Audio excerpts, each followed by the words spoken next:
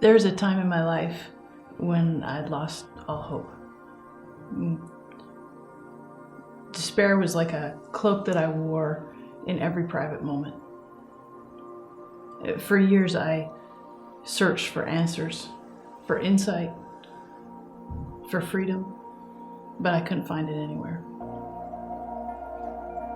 I had no option but to call out to God. I had exhausted every ounce of trying that I personally could. God broke into that darkness and transformed my life, like not in some neat, quaint package, but He broke right into the messy and the broken and the desperate places of my heart.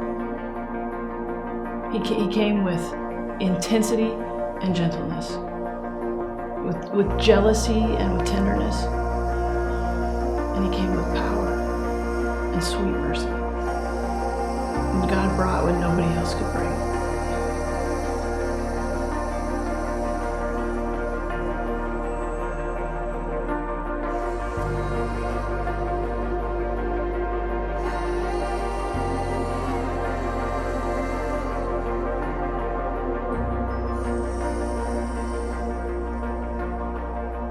So in Scripture we read that we can approach the throne of grace and mercy with confidence, that we have full access to the throne room of God, that we can come in there, we can come in any version of messy, and God will accept us, that He loves us, He delights in us.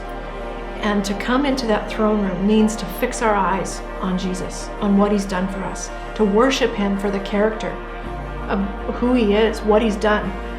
And it's in that place where we worship Him, we can experience His truth, we can know Him for who He is. And as we're there in the throne room with God, that's where we can pour out our heart. That's where we can come with Him and we can dialogue honestly and openly, knowing that it's His mercy that washes over us and He accepts us every time, no matter what it looks like, no matter what space we're in.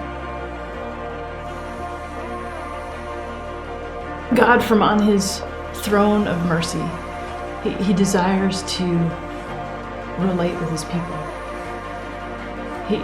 He desires to actually dwell with them and be with them. He desires to instruct or to counsel them. He desires to reveal Himself to His people, either through Scripture, but also through experience. And God desires to wash His people with mercy.